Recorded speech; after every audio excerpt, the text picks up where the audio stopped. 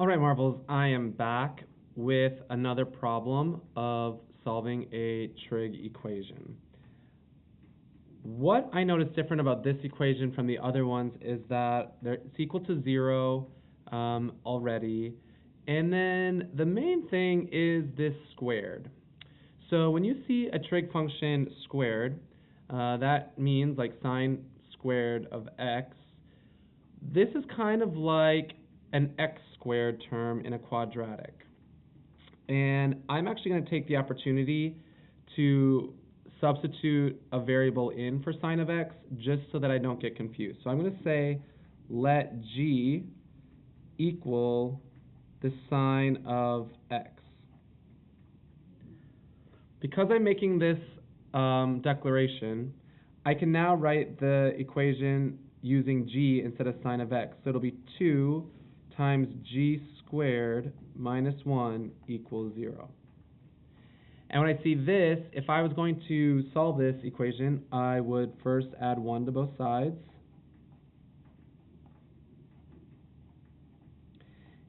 And then I would divide by 2. So I get g squared equals 1/2. In order to get just g by itself, I now need to take the square root of both sides.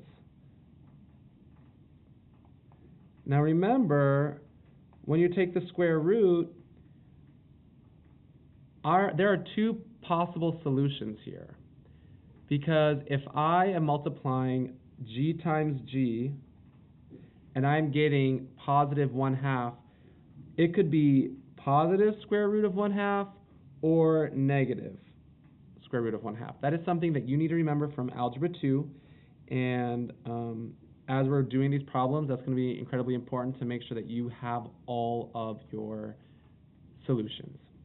So now I have g equals plus or minus, and I'm going to rewrite this fraction in a slightly different way because since the square root is over the entire fraction, I can rewrite this as the square root of 1 divided by the square root of 2. And I know, because we've done enough of these right now, that having a square root in the denominator is not simplified fully.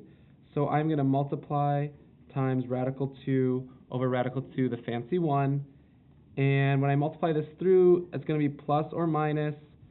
Radical 1 is simply 1. The square root of 1 is 1. So 1 times radical 2 is radical 2. And radical 2 times radical 2 is simply 2. Here's my solution. This represents two different answers. And on my next line, I'm actually going to sub out g and sub back in sine of x. So sine of x equals positive radical 2 over 2, and sine of x equals negative radical 2 over 2. Well, using my unit circle, I know that these values exist. So sine is a y value, and where y value is positive, it would be quadrant 1 and quadrant 2. And where y values are negative is quadrant 3 and quadrant 4. So when I'm looking for these values of radical 2 over 2 or negative radical 2 over 2, I find them at pi over 4. The other time is positive is 3 pi over 4. And then it's negative at 5 pi over 4. As well as 7 pi over 4. And I might be tempted to be finished, but this is not done because I have to check my domain restriction. And my domain restriction does not involve infinity, so there will be no adding of 2 pi k, but it is more than just the unit circle. So it's from negative 2 pi to positive 2 pi. If I drew a quick sketch of that, the sine function for one period looks like that, and I need to do it on the other side as well. This is asking me for radical 2 over 2 as well as negative radical 2 over 2. So I'm talking about here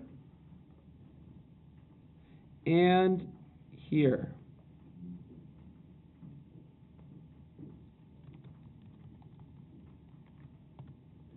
that means that I already have this value, this value, this value, and this value as pi over 4, 3 pi over 4, 5 pi over 4, and 7 pi over 4, but I am missing this value, this value, this value, and this value.